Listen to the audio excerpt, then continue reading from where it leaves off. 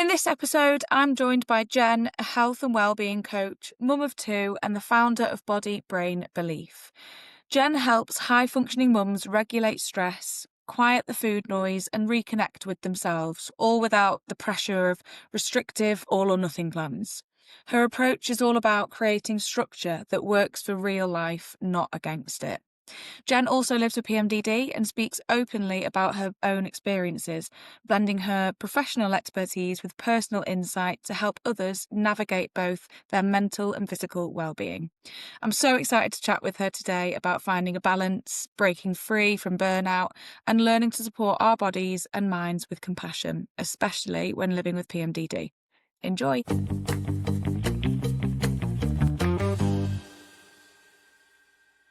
So welcome, Jen. Thank you so much for joining. Thank you for having me. You're welcome. I've been so excited for this call.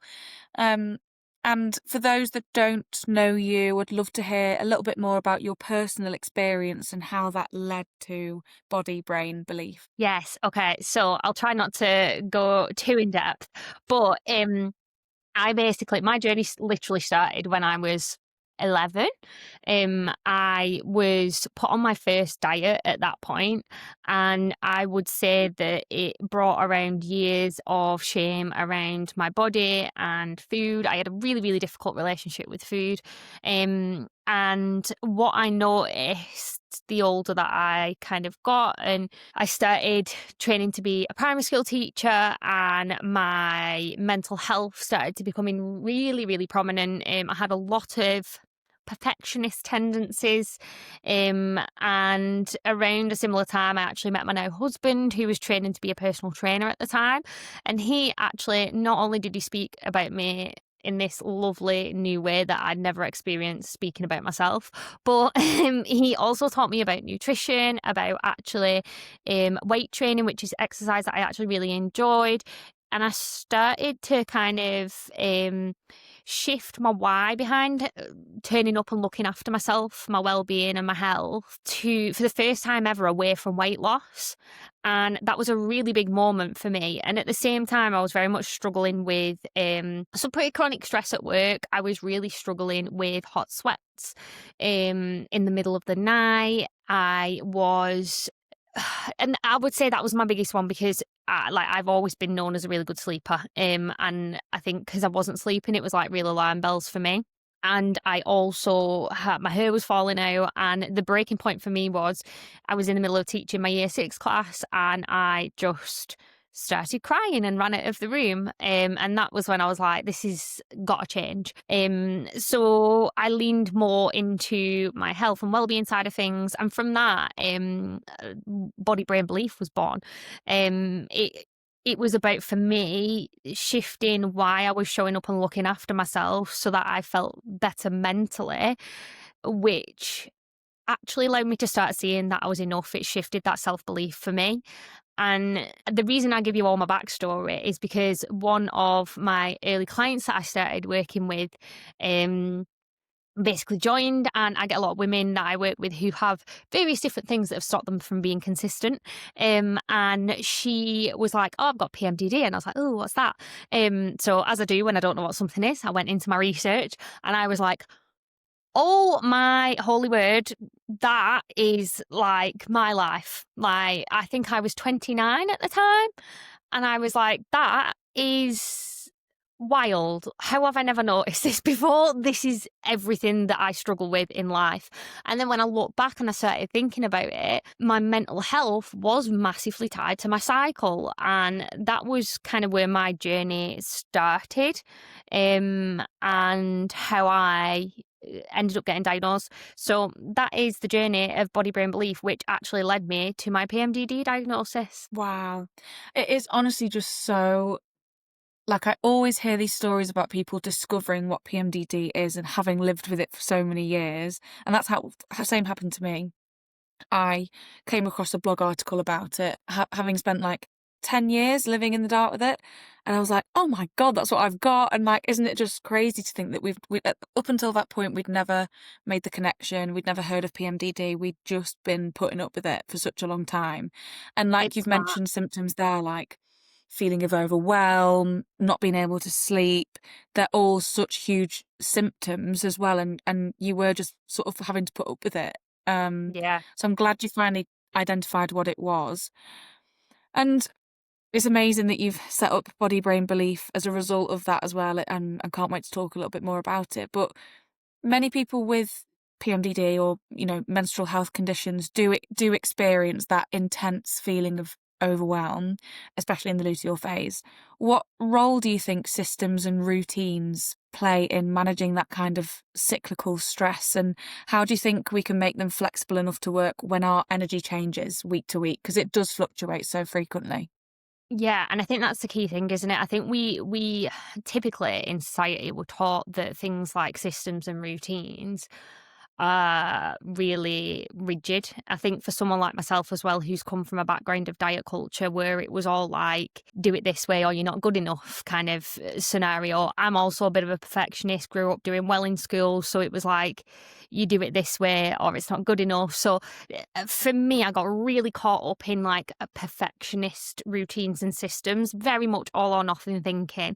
And I think I see this in a lot of women that I work with. I've because I talk about my PMDD quite a bit. I do attract other women who are struggling to manage it, and I think one of the big symptoms that I see is that kind of like you say, that overwhelm. I mean, a lot of the women that I work, all of the women that I work with struggle with overwhelm.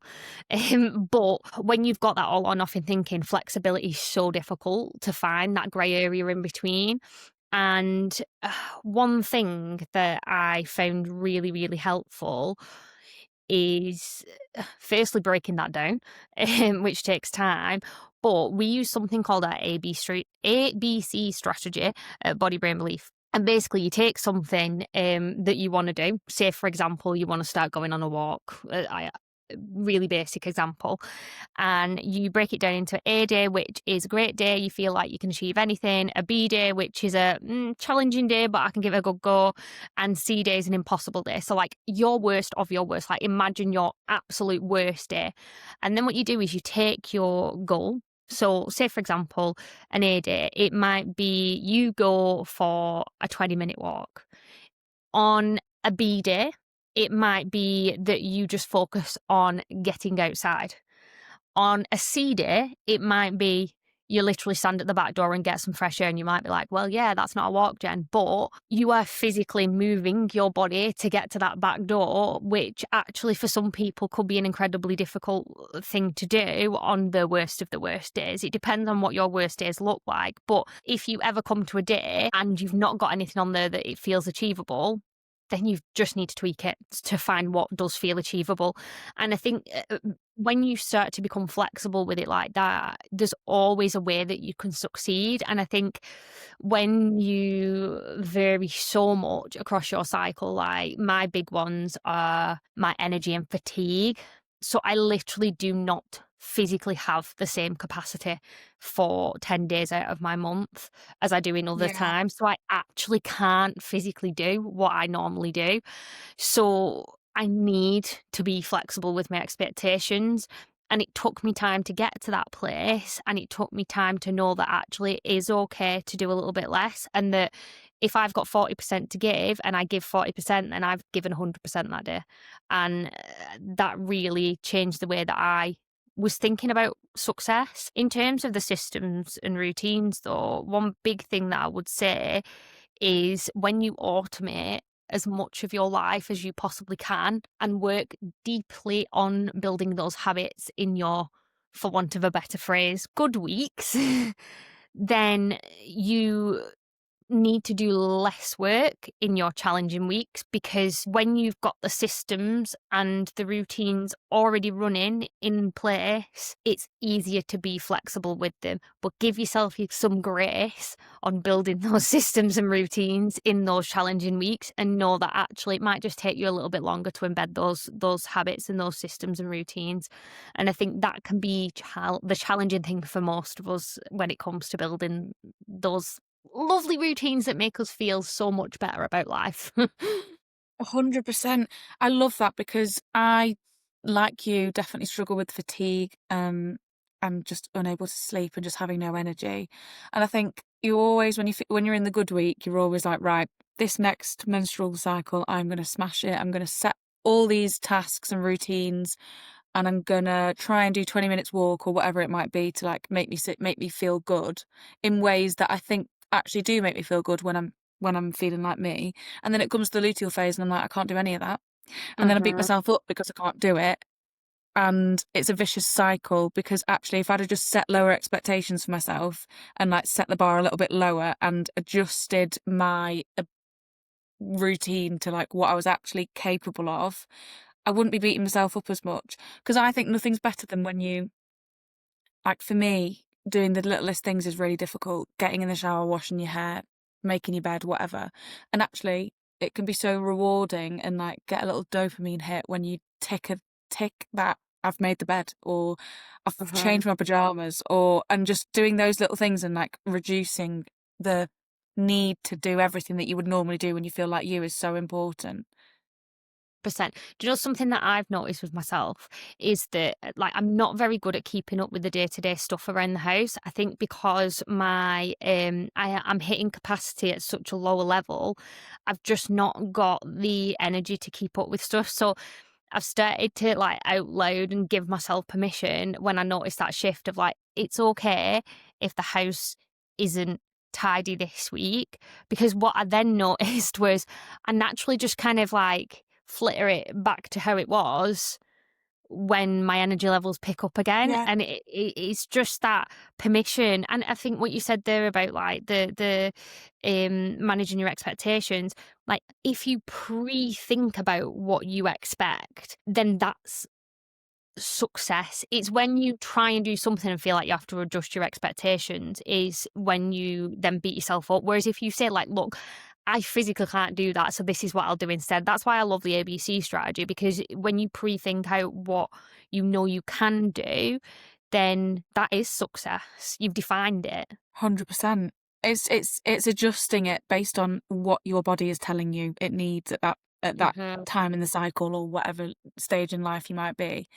And I think it, I love the ABC effect as well, because it's really it will be really beneficial for people with PMDD who do face fatigue, who do face burnout. And also, people with PMDD do have jobs. Some people do have jobs. Some people are mums. I know you're a mum yourself. What are some ways that mums or professionals or people that have really busy schedules can rebuild their energy without falling into that trap of overdoing it and having a really rigid routine? Yeah. So first one, as we just said, definitely managing expectations. It is really just knowing what you're capable of at different times of the month, and it will look different.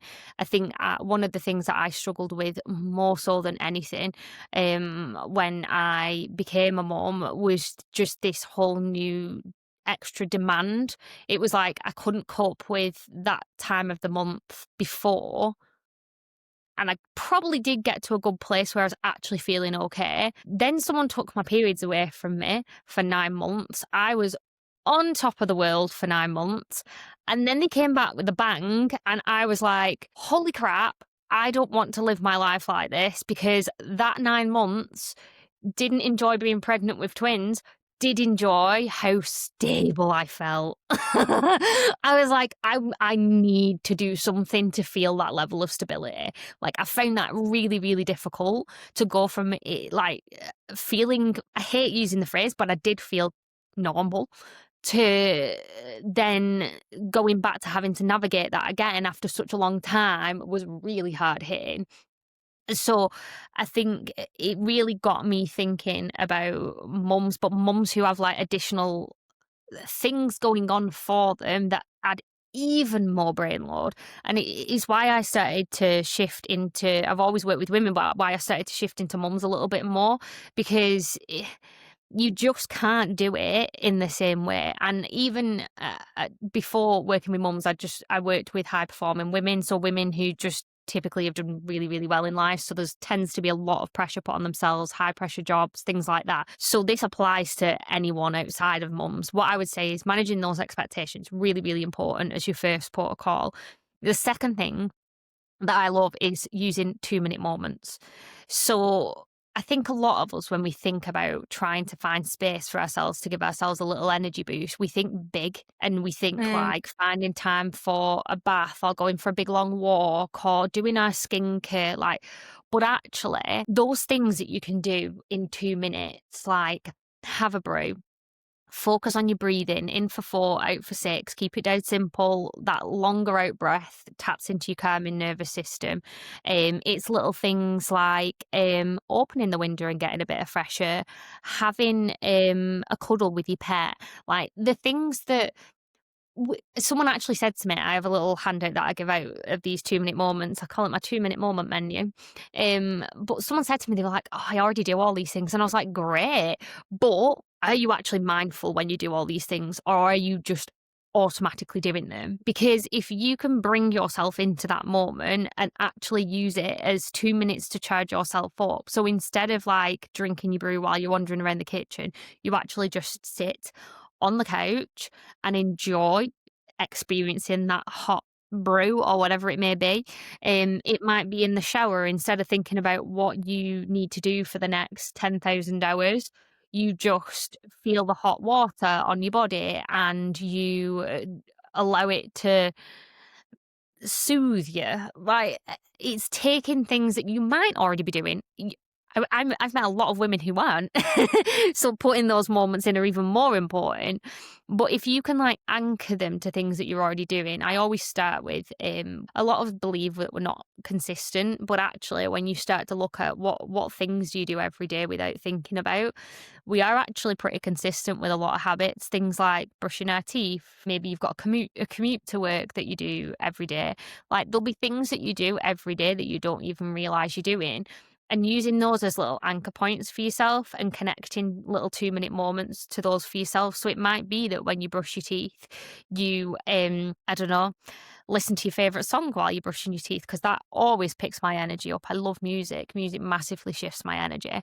It might be that when you're on your train commute, you read your Kindle instead of scrolling on your phone. Like, if you can connect those little moments to something you're already doing, then you're giving yourself the opportunity to stay topped up, rather than feeling like you need the big thing to bring you back to energy. It's just those little boosts that keep us, or tell our body like we're safe, everything's okay right now.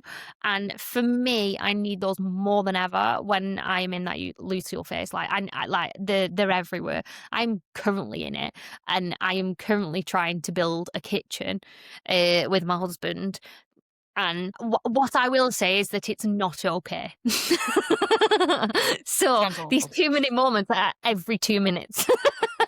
I think as well, like you probably like we take those little moments for granted as well. I think, like you were saying, those big moments where you want to go out and take yourself on a huge walk or complete a huge task, are huge, and we probably focus on them too much. But actually, it's the little things that if you actually were present in that moment and you just focused on your breath and not doing it because it's a chore and you have to do it and it's just part of the process, but doing it because actually remembering why you're doing it, because it actually benefits you and it actually helps you, and you stay present with that. I think there's so much power in that. And again, it goes back to, a lot of people in the luteal phase with PMDD will judge themselves pretty harshly for being quite unproductive or inconsistent. Whereas actually, if they put a bit more focus on those little things, those 2-minute tasks, they wouldn't feel so unproductive. They'd feel like, actually, I've done quite a lot today for what my body needs today. I've done quite a lot for it. So I suppose it's kind of a case of like rewriting the belief that we don't have to be the same person every single day in order to be successful. Yeah, and I think I actually found something that really, really helped me. I talk about it a lot in terms of like identity, about like um giving things like emotions that you struggle with names. So like I've had clients who have named their anxiety to create a bit of distance from it. I actually named my period version of me. And do not ask where this comes from. You'll have to cut this out if I'm not allowed to swear. Is it a swear? I don't know. You can swear. Um it's I do not ask where it came from. The bitch mermaid. I don't know. It was when I was in the middle of a breakdown. I think my husband was trying to make me laugh, and now it has just stuck and it's become a thing. And he's like, "Oh, the bitch mermaid's here." But like, do you know, like if they make comments like that, like you're like, "Oh no, you can't say that." But actually, for some reason, the bitch mermaid, it feels like I'm like, yeah, that is her. She is doing that, and I think what it does for me is it just creates that little bit of distance for me that I can Yeah. like see like why I'm responding in the way that I'm responding. I'm actually at a really good place now in that like I know what my first kind of shifts are, and I catch it pretty quickly, and I pretty much every time I go on my app to look where I'm at, I'm 10 days out every time. That's taken a lot of practice to get to that point, but I think being able to detach myself a little bit from that and being okay with the fact that I am a different, like I do feel like a completely different person at different parts of the month. Like I believe that I'm like ridiculously organized, like insanely kind of, I like being active. I like doing like, that's just how my brain works. But my motivation is in the pits at that time of the month. My brain fog is awful. Like, I remember recording a podcast. Thankfully, I'm not too bad today, but I remember recording a podcast with someone when my brain fog was really bad. And I was actually embarrassed because I felt like I couldn't string two sentences together. And like, I got off it and I was like, I'm so sorry. And she was like, I didn't even notice the difference.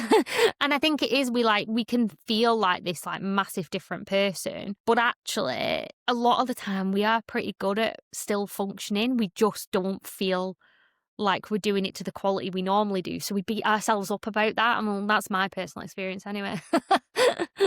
100%. I actually completely agree with that. And I was relating to that with certain experiences that I've had. But I think it's so easy because it is like 1 to 2 weeks of every month. So it's quite regular, but it's so easy to let it define you. And so when you're Mhm. having I don't want to say episode, but when you're having a moment of just feeling shit or feeling anxious or whatever it might be, you do just convince yourself, this is me. And it's so easy to fall into that trap. But actually, if you name it, the bitch mermaid, The but if you bitch name it, mermaid. it separates you and it means that, like, or let's say, for example, you're a mum or a working mum or a working professional and you're struggling with your mental health or you're struggling to separate that life to you, who you are as a person, like fundamentally. I think being able to name it and separate it will make such a huge difference and make you recenter and realign with who you are.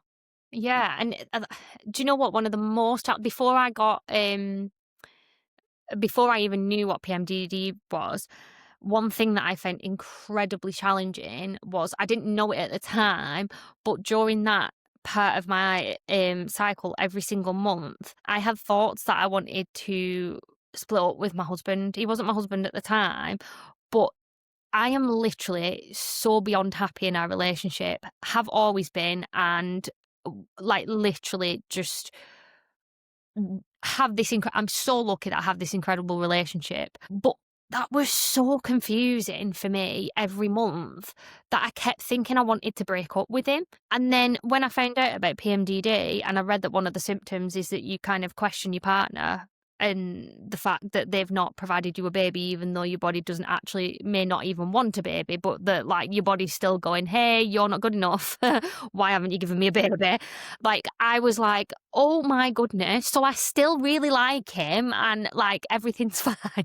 But like that for our relationship was huge for me because I could then like I could attach it to her. Like she wasn't my rational self or me thinking those things, it was her. And I think that giving her that identity Yeah. really helped me create a bit of distance with some of those difficult, more challenging thoughts, I would say. Definitely. I completely have the same experience as well. Every month would be convinced. And then I'd go back to feeling like me again and be like, woohoo, I'm in love. And I think Yeah. it's that's really important to like write down those things as well, because I was getting to a stage where was on the rocks every month. But if you actually write down what you're feeling and the anger that you're feeling or the anxiety you're feeling or whatever it might be, the insecurity that you're feeling, what I find is when I write it down and I'm like, right, I'm going to put that in a box and I'm going to pick it up when I'm feeling like me again. And I look back on those thoughts and feelings that I was experiencing and I either resonate with them and then there's something to unpack with that, or I Mhm. completely just look at it and go, right, that was ridiculous, never mind. And it actually allows me to then, next time I feel like that, know whether or not to worry about it or act on it. I think that's so lovely, and like that. I think thinking about applying it to some of the work that I do with women, I do a lot of stuff on like unpacking diet culture, and a big one that cycle related is that shift in how we view ourselves and think about ourselves. Like physically, our body does change a bit, but also that negative voice dialing up massively. Whether you have got PMDD or PMS, whatever it may be, I honestly like I will be reading through a self reflection from people, and before I ask at the bottom where people are at in their cycle, and before I've got to the bottom, I'm always like, this person's due on their period because Yeah. everything's like turned inward. It's all like I'm doing wrong. It's really negative. There's a lot of body image struggles, and I think I caught myself doing it once, and it was at a time where like I was very weight loss focused. I wanted to physically change, and I was taking like pictures of myself frequently. Um, and I looked at the picture from one week to the next, and I was like, I have been pulling myself apart for how I look this week. I literally look nothing like nothing has changed from last week, and I felt fine about myself. But Yeah. it's how it can really skew that reality of what thoughts are actually real. So I love that strategy of like putting it down and actually giving yourself space to check like, do I still feel like this once my periods arrive? Yeah. I think that's really Which is, nice. yeah. It's hard to do because in that moment of time, you're, like, so convinced that that's your reality and, like, you're so you really wanna act on it straight away, but it's just giving yourself that space to take a step back and review it when you feel like you again. Yeah, is really important, but I also wanted to ask you a little bit about because obviously you're a mum, Yes, congratulations. thanks. Um, I wanted to ask you a little bit about how maybe becoming a mum has influenced the way you view your own cycle and your hormones. And do you think maybe parenthood can sometimes highlight underlying issues like PMDD? Yes. So as I mentioned before, like for me, I found so I had got to a really good place with managing my PMDD, and I largely did it through lifestyle factors. I was managing it mostly. So I was taking some kind of supplements that were really helping me, but mostly it was just really quality sleep, having extra sleep when I needed it, eating meals that made me feel good throughout my cycle, but also hit my cycle cravings. So still gave my body what it needed, but carbs. And then moving my body, even when I felt anxious and low, finding a way to like show up, and weight training is massive for my mental health. But since having the twins, so they're now nearly 2, I can't believe it at the end of this month. But it's been really difficult for me because, like I say, having that 9 months where I felt normal to then starting my cycles again, I honestly felt like I'd gone, like, way back to what like, the worst I'd ever been, I'll be honest, and I don't Mm, know whether that is because my hormones had shifted because I became a mum, or whether it is because I'd spent such a long time without it, like 9 months not experiencing that monthly shift, that I was like, it almost felt more intense. But then things like I couldn't catch that extra sleep. I couldn't always get the nutritious meals. Don't get me wrong, I do a really darn good job at that, but early doors that was very often a struggle. Um I had a C-section, so my movement was very stunted for a long time because I had a lot of complications during my pregnancy. So getting back to movement for me took way longer than probably your average pregnancy. So a lot of my coping strategies weren't I couldn't rely on them in the same way that I did, and I found like the depression really hit me hard. Became quite unmanageable. I was really struggling to function.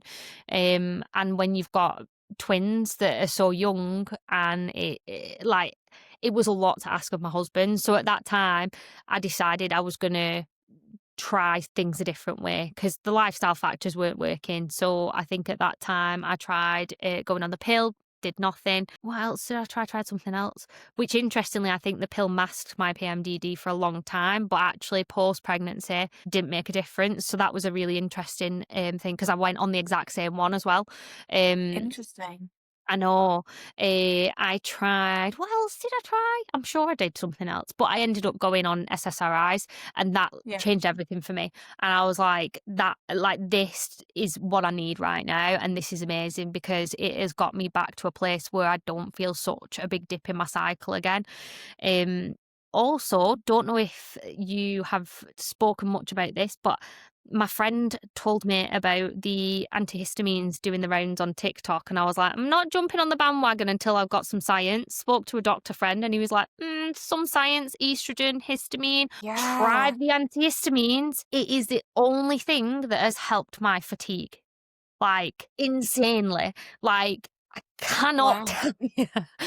I was flabbergasted, and that was I've the heard probably really good things about this. yeah, so I did it for 3 months. I was in hospital this month, and I've gone a bit wayward and kind of forgotten. But the 3-4 months that I did it, initially, so I was someone who, like I said, like ideally I would like sleep an extra hour or have a nap in the day to get through that point of my cycle. But obviously, twins were really struggling to grab that extra sleep. So I'd been really struggling with the fatigue, and I'd never actually found anything that helped with that. I'd just learned to cope with it and, like I said, get a bit of extra sleep. But the antihistamines, and the brain fog, which are the two things that I've always really struggled with, and nothing's ever seemed to kind of help me manage. But yeah, they've been really helpful for me. But I've kind of gone off track there, haven't I? I think the big thing for me was that, like, one, it shifted how I've managed it. And I've had to I did that really quite quickly. And I was just like, no, I need to just shift my focus on how I'm dealing with this right now. The other thing that I'm really thankful for is that obviously it is possible that it's passed down, it's hereditary. So I feel really thankful that I have got the knowledge and the tools and the skills to be able to support Roxy if it is something that happens for her as well. So, like, I feel really thankful that I've done the work, the deep work, to understand myself and understand what I need so that I can communicate that with my children. Like, I am going to teach Ezra about periods from an early age, and how so that if he ends up with a woman who has PMDD, he knows exactly how to support her. And Roxy, if she has it, she knows exactly how to look after herself. Like, I'm going to say, look, mum's struggling at this time of the month, but I'm going to do this. I need you to help me with this. Like, I'm going to model that. And I think even if you don't have PMDD, being able to be so open about your cycles, because we all have some level of struggle and shift that happens. So to be able to communicate that to everybody, I think, is being a really good role model for them.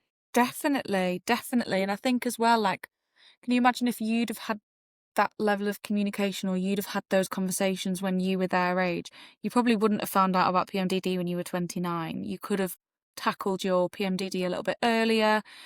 Mhm. And maybe, who knows, like the struggle that you have found since becoming a mum may have been managed differently because you have the tools in place. So I Yeah. think it's amazing that you are being a role model for them in that way. And it's really funny because what my mum said when I told her about PMDD and what it was, she was like, "Oh, we did think you had quite a severe reaction to your hormones when you started getting your period." That makes a lot of sense. Well, there we go then. The Yeah. penny's dropped. Oh God. But I can only imagine as well, and there'll definitely be people listening to this who will connect with the fact that you are a mum of two, which that's a whole other story.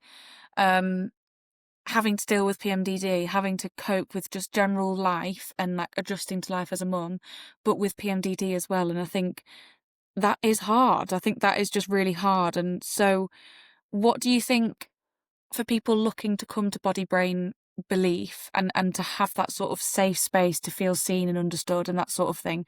What do you think that that sense of safety actually looks like in practice?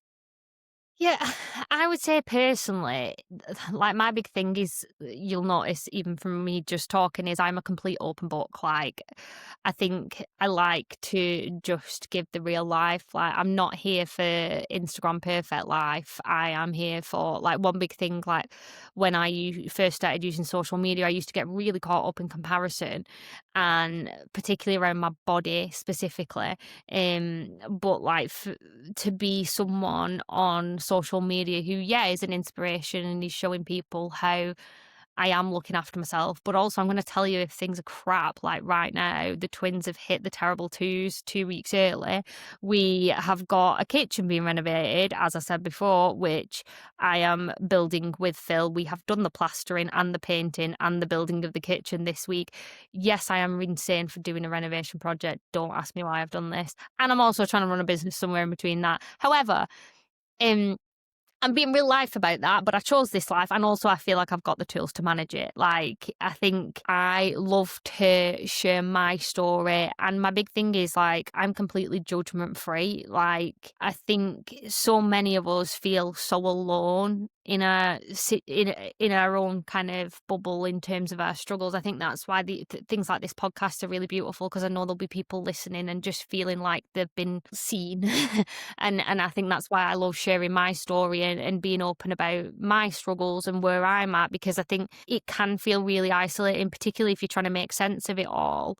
And when we break self compassion down, the first step to being able to actually be a bit kinder to ourselves is knowing that we're not alone, like that shared common humanity. But then the mindfulness to be able to notice that within yourself, and then we can practice the kindness. And I think that's a big foundation of the space that I create at Body Brain Belief. It is a compassionate space where we know that we have common struggles. We help you spot them and see them within your lives and understand how they're impacting you. We listen without kind of I'm never putting anything on people. For me, it's Mm. about choosing what you need. Do you need someone to just listen to you right now? Do you need some support with something specific? Like I'm not here to give another set of rules, but actually to help you understand you. One of our values, understand yourself in a way that you've never understood yourself before.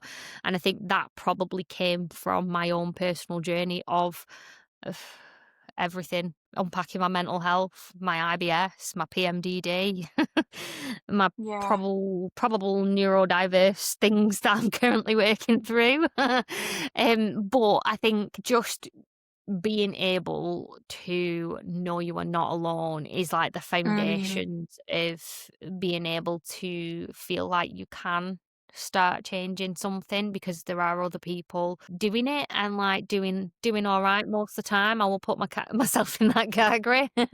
Yeah, and the compassion thing's so important. I think just going back to what you were saying before, where you are not Instagram perfect and you do like to show the reality of your life. You know, no one's life is perfect, and I do find it annoying when people just sort of show the perfect side of their life because then it just creates this sense of disillusion. And I think for people with PMDD, they kind of they already feel alone in this condition. And when you see someone else talking about it so honestly and so frankly, it makes you think, oh my God, I feel seen, I feel understood. And it makes you feel better because you're already sort of in your head doubting yourself and, questioning yourself and beating yourself up for coping with PMDD the way in which you're coping. But then if you see someone else doing it, you just feel sorry for them and you connect with them and you think, oh, I get how they're feeling. And I think by adding that, like having that relevance really helps you be self-compassionate as well as being compassionate for others. But it allows you to go, well, she's going through it. So I don't know why Yeah. I'm beating myself up for going through it as well. I think it's yeah, it's really important. And Yeah. what advice then would you give to partners or loved ones? So you've said that Phil is super supportive and a great safe space for you as well. What advice would you give to partners or loved ones who are just trying to understand the changes that we go through, especially when, in the luteal phase, that communication does break down? Yeah. So I actually think this is really tricky one to answer because I don't necessarily think that I could give specific advice to that person. My advice would be to the person with PMDD, because for me, you've got to understand it yourself before you can help them understand it. And my advice would be to that person to understand it. But unless the person understands it for themselves, you're never going to be able to support that person, because if they don't know what they need in that moment, how are you able to communicate with them? Like, one really powerful thing that I did, so I tracked for like 3 months just to get my diagnosis, to take it to the doctors, and I did that pretty much straight away as soon as I heard about it, because I did a ton of research and was like, what do I do? um, so I tracked for 3 months, but then I put like a rough idea on paper of my cycle. I think at the time it was roughly about 28 days. So I was kind of like to a month. It's much shorter now, but um, I I gained a general insight of what things look for like for me, where my tricky days were, and I actually shared that with Phil. And then the more so he had a general idea on, like, I put it, we had a shared calendar, and I would like track what day I was on that, so he could kind of see where I was at, and he would roughly know. But I think we don't do that anymore, because I think we both are very aware of my shift, and we can both spot it quite well. But we are very, very, very good communicators, and I think that would be it. Communicate, ask them, what do they need? If they don't know, that's them for them to find out. But it's also having a bit of patience. Because the thing I find hard is that I'm closest to Phil more so than anyone in the world. He is my absolute safe space. So, of course, when I am snappy, he gets the brunt of all of it, Mm. because I feel safest with him, and I know he's not going to run away and leave me if I'm horrible. But that can be really hard to understand or to constantly have to deal with as the other person. So I suppose maybe my advice was ask them what they need, but also have some patience with them as they're figuring it out and trying to understand what works for them and what they need. And maybe in those moments where actually they are struggling to get out of bed, or they are irrationally angry, like my irritation is horrific. Like, I find that side of things really bad. Um, but that patience and that understanding and communication can really change a relationship. And I feel very, very thankful that he was willing to understand that with me. Yeah, definitely. Oh, that's really lovely. Shout out to Phil. Love him. I know, he's genuinely such a great human. He's taught me a Oh, lot that's about dealing with mental health. oh, that's really nice. It's nice that you found that person as well. And I think I really like the idea of having that shared calendar, so that sometimes if you're not able to communicate it yourself, or it just hits you like a ton of bricks, there might be certain triggers that occur throughout the day and sort of intensify the PMDD symptoms, so they can come out of Mhm. nowhere. So if you both have that shared calendar, you both know when when the triggers are going to occur, and Yeah, when the and PMDD symptoms are going to be intense, and how to manage that, I suppose, without having to discuss it in that time of need. yeah, because like a really big one for me, like attached to those feelings of like feeling like I maybe don't like him, is like I really struggle with physical touch at that time of my Uh, month. So if I wasn't able, or he wasn't so understanding about that, I could see it could come across as me feeling like I was rejecting him. But uh, like I really get overstimulated, particularly since becoming a parent. I get my all my senses seem to be heightened around my cycle. So like I struggle to like take out the bin because the smell's really bad. I struggle to do the washing up because the touch of the bit, like, these are all things I generally struggle with anyway, but they intensify so much that I sometimes yeah. find I can't help out as much around the house. And I kind of have to ask a lot of him to pick up some bits that I really struggle with. And I think again, that's hard, but I can see why a lot of relationships would get to a struggle point multiple times if you don't have that communication, understanding, and Yeah. back and forth with that. And these things just take time as well. I think if you're in Yeah, a relationship, you do have to find that compromise, and you do have to find what works for you guys specifically, because it's going to be different for everyone. Um, 100%. but yeah, communication is absolutely key, and I totally agree with that. I wanted to end the episode by asking, if someone is listening to this today and they're feeling stuck in a loop of exhaustion, self-criticism, overwhelm around their cycle, what is the one thing that you would want them to take away from this conversation? Just talk about it. Like, get support. Like, coming back to that self-compassion element, it's that shared common humanity, whether that be with finding someone you know who's got PMDD, connecting on your page somehow, speaking to your partner about it, message me if you want. If you're stuck in overwhelm, I've got a lovely little resource that I can send you completely for free. It's called the Busy Brain Reset, and it's one of my favorite. Like, if you're really, really overwhelmed and you just need to kind of reset, it's like the best. So let me know if you want that, and I can send you that, like I say, completely free. But just find someone to support you, even if it's like going to the doctors to chat about your mental health, whatever that looks like for you. Speak about it, understand yourself, and do that through connecting with other people and knowing that you're not in it alone, basically. I love that. Thank you so much. And it's good to know about your resource as well. So if anyone is listening to this and wants to get it, are they best reaching you on Instagram? Yeah, it's my main place. I don't really find anywhere else that I'm very consistent with. It's Jen Body Brain Belief. Great. Thank you so much. And honestly, I've got so many takeaways from that I can Oh, use and amazing. implement into my own routine. So just thank you so much. And if anyone does want to find out more about the work that you do and body brain belief, then they should reach out via Instagram. But yeah, just thank you so much, Jen. It's so nice to talk to you and really appreciate all of your insight. You are so welcome. Thank you.